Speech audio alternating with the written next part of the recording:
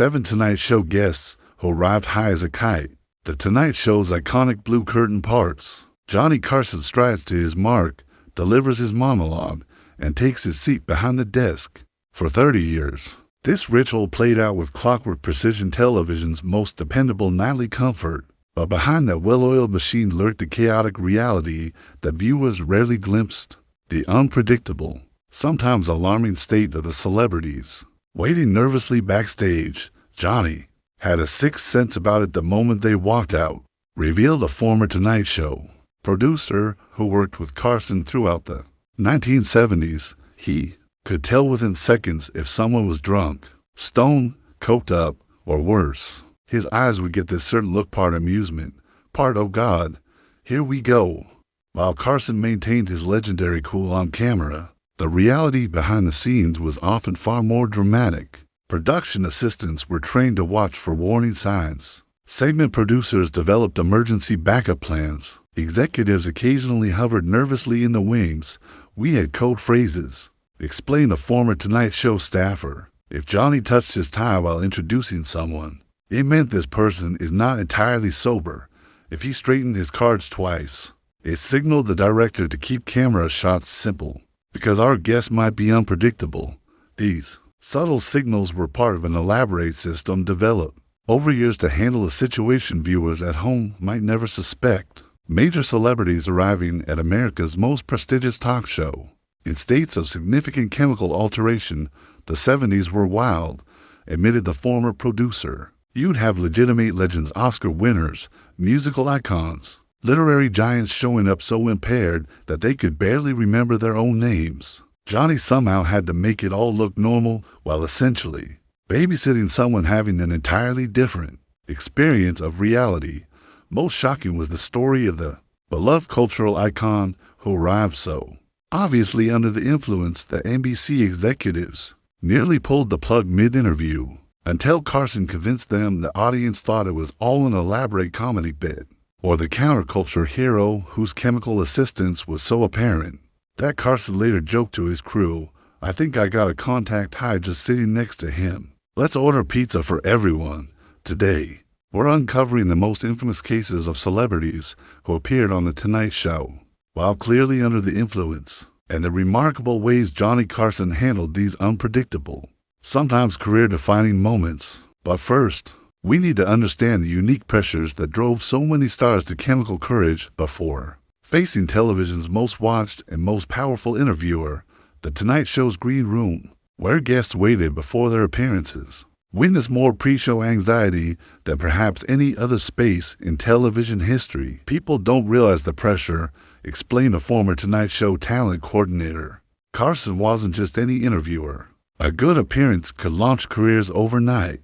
A bad one could haunt you for years. And unlike today's pre-timed, heavily prepped talk show segments, Johnny wanted genuine, unplanned conversation. That terrified a lot of people. This pressure created the perfect environment for chemical assistance. Whether alcohol from the always stocked green room bar, pills from private stashes, or substances brought by entourages who knew their famous employers needed something to take the edge off, the green room bar was legendary, recalled a staff member who worked on the show in the 1970s and 80s. Carson himself approved the selection. Top shelf everything. The unofficial policy was that one drink was fine, two was pushing it. But enforcing that with major stars? Good luck. Beyond alcohol, the era's more permissive attitude toward recreational substances meant that many celebrities arrived having indulged in their preferred method of relaxation, from marijuana to cocaine to prescription medications, often in combinations that became apparent once the cameras rolled. You have to remember the context, noted the television historian specializing in late-night TV. This was when Studio 54 was at its peak. Rock stars were living like Roman emperors. Even Wall Street was awash in cocaine. The Tonight Show didn't exist in a vacuum. It reflected the culture of its time, including the substance use that permeated entertainment. Carson himself was known to enjoy a drink, but was famously in control on air. This created an interesting dynamic when interviewing guests who weren't exercising the same restraint. Johnny had this remarkable ability to modulate his approach based on a guest's state, explained his former producer. If someone was a little loose from drinks, he'd gently guide them through. If they were truly impaired, he'd simplify questions, help them along, and sometimes cut segments short while making it all seem natural. This adaptive approach would be tested repeatedly throughout Carson's tenure by guests who pushed the boundaries of broadcast acceptability, beginning with a counterculture icon whose chemical enhancement became part of his comedic persona. George Carlin transformed from clean-cut comedian to counterculture hero during the early 1970s, growing his hair, changing his material, and embracing the era's drug. Culture changes reflected in his Tonight Show appearances. He riffed like a genius and grinned like a stoner, remembered a camera operator who worked many of Carlin's Tonight Show segments. There was never any question. George wasn't hiding it. That slightly glazed look in his eyes was practically part of his brand by then. Carlin appeared on The Tonight Show over 130 times, establishing himself as one of Carson's most reliable and popular guests. Yet, despite this apparent approval, Carson never selected him as guest host, a distinction many other comedians received. Johnny enjoyed George enormously and respected his brilliance, explained a former Tonight Show writer, but he wouldn't let him guest host. The unspoken reason was reliability. Johnny knew George's lifestyle and wasn't confident he could handle the responsibility of running the show for 90 minutes. What made Carlin unique among our high-flying guests was his functionality. Unlike others who became incoherent or unpredictable, Carlin remained sharp, witty, and professional, just with a distinctly relaxed vibe that regular viewers definitely noticed. Carlin was what we called a functioning herbalist, quipped a Tonight Show staffer who worked closely with guests. The weed didn't impair him. It was part of his creative process. He was still George Carlin, just a more mellow, philosophical version. Carson's handling of Carlin revealed his pragmatic approach to the era's changing norms. While never explicitly acknowledging Carlin's state on air, Carson adapted his interview style, asking more open-ended questions that allowed Carlin's mind to wander in the fascinating, often hilarious directions that made him a counterculture hero. Johnny knew exactly what he was doing, noted the former producer. He'd toss George a topic and then sit back, letting him riff. The results were often brilliant stream-of-consciousness monologues that wouldn't have happened if George had been entirely straight. Carlin himself later confirmed suspicions in his autobiography, writing, "Was I usually stoned during my Carson spots in the 70s? Of course I was. It was the 70s, and I was George Carlin. Do the math." While Carlin maintained his professional composure despite his chemical enhancement, our next subject demonstrated how quickly things could go sideways when a brilliant mind substance use crossed the line from enhancement to impairment. If Carlin represented functional cannabis use, Richard Pryor embodied something more volatile, a genius comedian whose substance issues sometimes pushed Tonight Show appearances from brilliant to concerning in the blink of an eye.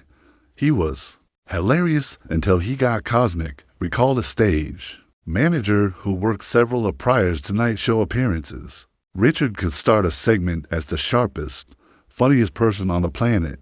Then suddenly his eyes would change and he'd go somewhere else mentally. Johnny would have to work like a traffic cop to get things back on track.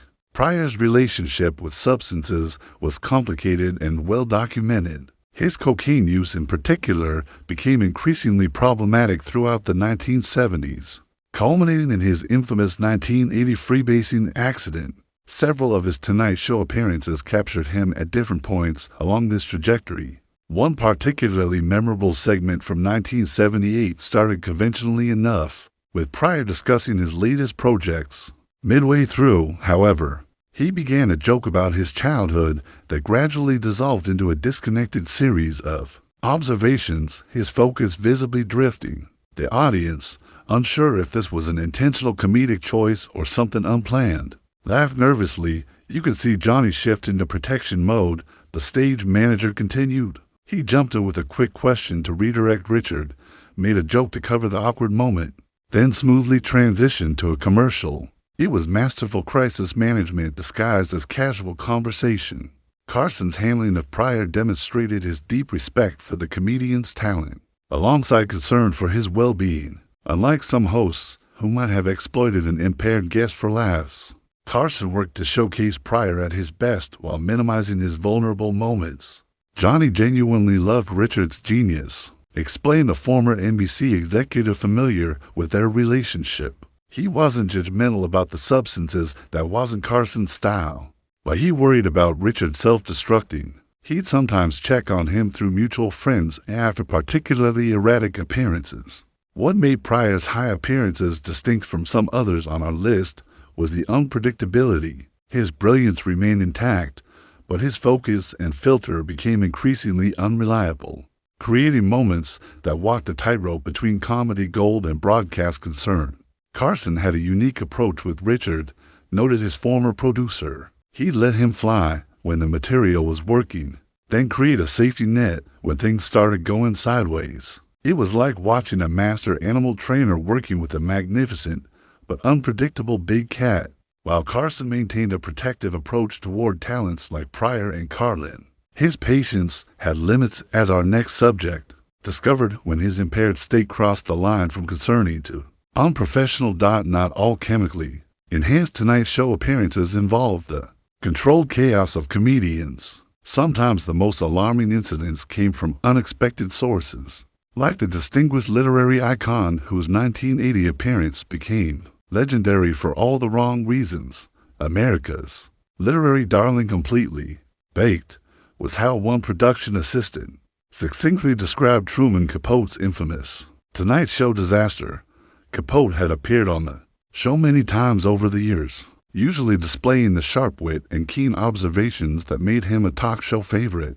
But his January 1980 appearance was different from the moment he wobbled onto the set.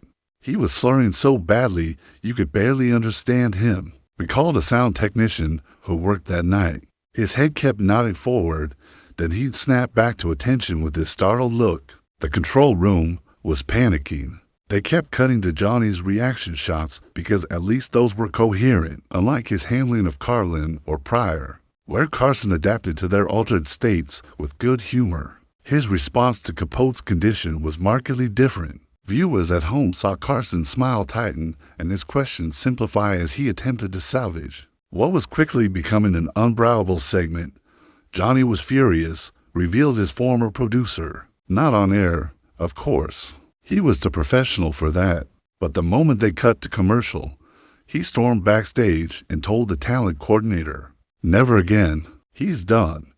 What particularly angered Carson wasn't just Capote's impairment, but what it represented, a lack of respect for the show and its audience. While Carson tolerated the creative chemical assistance of certain performers, Capote's apparent combination of pills and alcohol had rendered him essentially non-functional as a guest.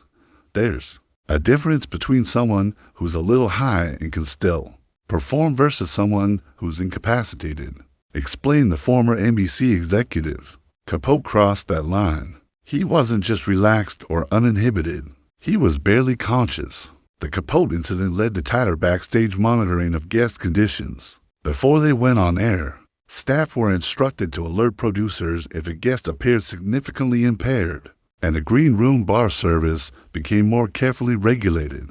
Capote would never again appear on The Tonight Show during Carson's tenure. One of the few guests to receive a lifetime ban, the incident served as a cautionary tale within the show about the limits of Carson's famous tolerance. While Capote represented substance use gone wrong, our next entries approached their chemical assistants with the straightforward honesty that defined their public personas. Some Tonight Show guests made no pretense about their relationship with recreational substances, none more famously than comedy duo Cheech Marin and Tommy Chong, whose entire brand was built around cannabis culture. They weren't acting. That's just where their brains lived, laughed a former segment producer who worked on several of their Tonight Show appearances throughout the late 1970s and early 1980s. What made Cheech and Chong unique among our high-flying guests was Carson's willingness to essentially incorporate their state into the comedy, rather than working around or disguising their obvious cannabis consumption. Carson would play the straight man to their stoner antics. Johnny would put on this exaggerated square persona with them, recalled a former writer. He'd pretend not to understand their drug references, asking innocent questions that set them up perfectly. It was this wonderful comedy dance where everyone, a guest, Johnny, and the audience was in on the joke. During one memorable appearance promoting their film, Up in Smoke, Chong began a rambling, disconnected anecdote about the movie's production. Rather than redirect or rescue him, Carson simply let the story unspool, occasionally glancing at the camera with a raised eyebrow that had the audience howling. Johnny knew exactly what he was doing, explained the segment producer. He was essentially telling the audience, yes, they're exactly who you think they are. It wasn't about exposing or embarrassing them. It was about authenticating their brand. The contrast between the buttoned-up Carson and the openly stoned comedy duo created some of the show's most entertaining segments of the era. Carson would occasionally feign confusion about their more explicit drug references, creating comedic tension that both parties clearly enjoyed. There was mutual respect there, noted a cameraman who worked the shows. Johnny appreciated their honesty, and they appreciated that he let them be themselves, instead of forcing them into a more sanitized version for television. This approach reflected Carson's broader philosophy about his guests. He wanted them to be authentic, even if that authenticity occasionally pushed the boundaries of what network television typically allowed. In the 1970s, Carson always said his job was to make guests look good. His former producer explained, with Cheech and Chong, making them look good meant letting them be exactly who they were to guys who smoked a lot of weed and were funny as hell because of it, not despite it. While Cheech and Chong's chemical enhancement aligned perfectly with their public persona, our next guest demonstrated how psychedelics could turn a simple talk show appearance into an unintentional journey to the outer limits of coherent broadcasting. The counterculture revolution of the 1960s brought new substances and new attitudes into the mainstream, sometimes colliding spectacularly with the conventions of network television. As happened during Peter Fonda's now legendary 1970 appearance, he talked about time travel. The segment lasted 5 minutes, recalled a director who worked on the show that night, succinctly summarizing one of the most bizarre interviews in Tonight Show history. Fonda, already famous for Easy Rider and his open advocacy of psychedelics, arrived for his scheduled appearance seemingly under the influence of what staffers strongly suspected was LSD. From the moment he walked on stage, it was clear this wouldn't be a standard interview. His pupils were the size of dinner plates. Remembered a camera operator. He kept staring at the lights, then at his hands. Then he'd suddenly snap back and try to answer Johnny's question from 30 seconds earlier. It was like watching someone tune in and out of our dimension. Carson, recognizing the situation immediately, shifted into what his team called damage control mode, asking extremely simple questions, keeping a pleasant but neutral expression, and looking for the earliest appropriate moment to end the segment.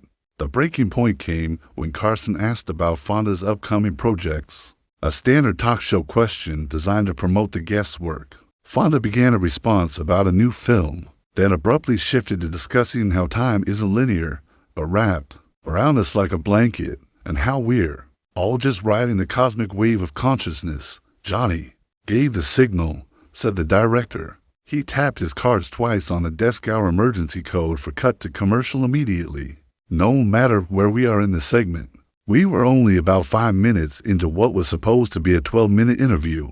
When they returned from the break, Fonda had been replaced by the next guest with no explanation. Carson simply continued, as though nothing unusual had occurred, a testament to his unflappable professionalism. Carson wasn't angry afterward, just pragmatic. The director continued. He told the producers, let's give him another chance in a year or so. Everyone has off nights. That was Johnny. No judgment, just practical solutions. Fonda would indeed return to The Tonight Show in later years, delivering more conventional interviews. The incident became part of Tonight Show Loran, example of the unpredictable reality of live television in an era when the boundaries between mainstream entertainment and counterculture were increasingly blurry.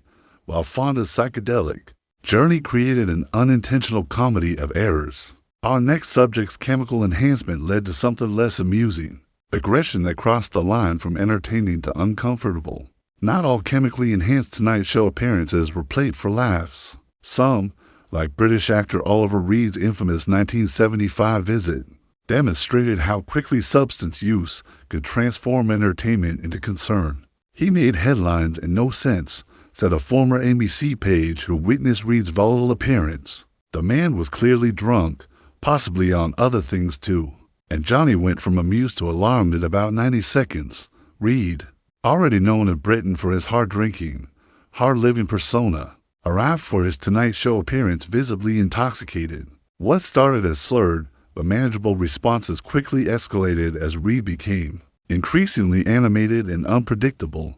You could see Johnny's expression change when Reed started getting loud, recalled the stage manager. Carson had this amazing ability to read guests, and you could tell the moment he realized, this isn't just a guy who had a few drinks. This is someone volatile who might do anything. The situation deteriorated when Reed began interrupting Carson's questions with non sequiturs and occasional shouts. At one point, he stood up unexpectedly and began demonstrating a fighting stance, causing visible concern among crew members. The tension in the studio was incredible, remembered a cameraman.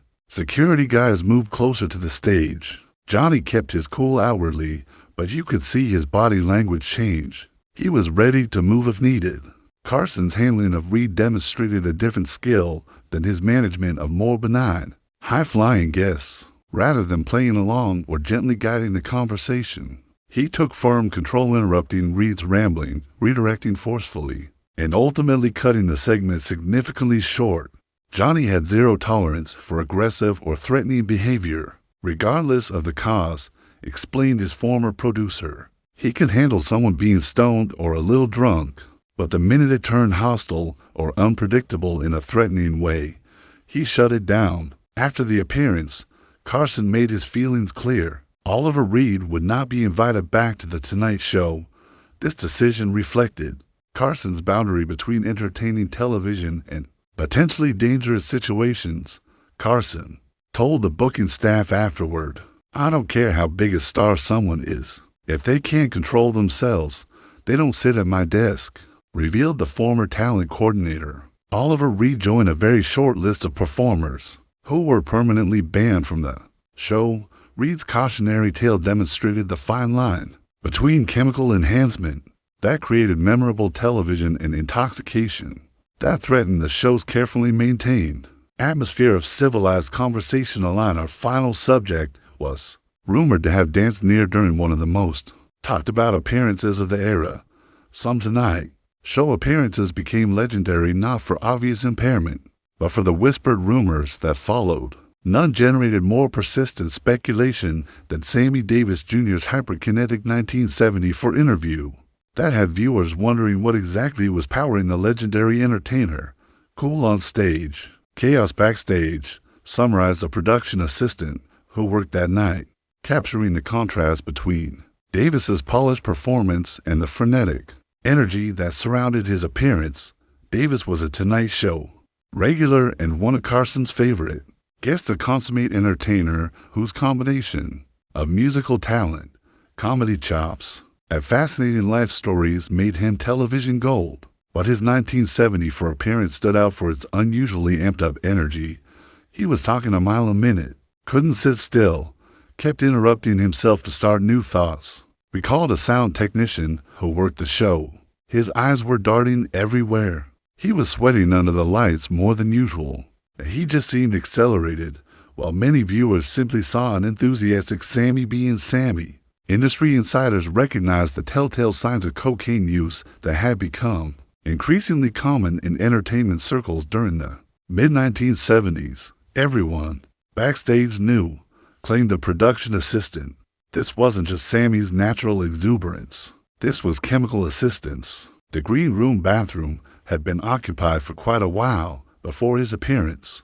If you catch my meaning, Carson, ever the professional, adapted to Davis's elevated state with his characteristic skill, allowing Davis's rapid-fire stories to flow while occasionally providing gentle guidance. To keep the segment on track, Johnny never mentioned it directly, not even to staff afterward, said his former producer. But he did make a subtle joke when they cut to commercial. He wiped his brow and said, "I think I just got secondhand exhaustion from that interview."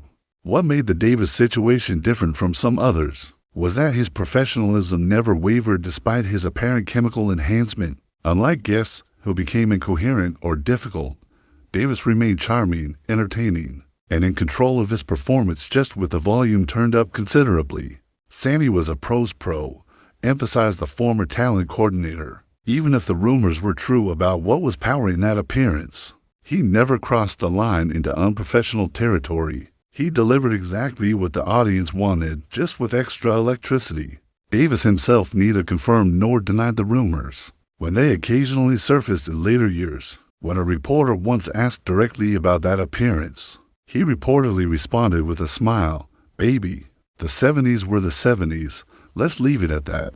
The Davis appearance represented a different category of chemically enhanced Tonight Show moments, not obvious disasters or intentional comedy, but performances where substance is potentially amplified and entertainers' natural gifts while remaining just within the boundaries of broadcast acceptability. Johnny Carson's handling of these 7 high-flying guests, George Carlin, Richard Pryor, Truman Capote, Cheech and Chong, Peter Fonda, Oliver Reed, and Sammy Davis Jr.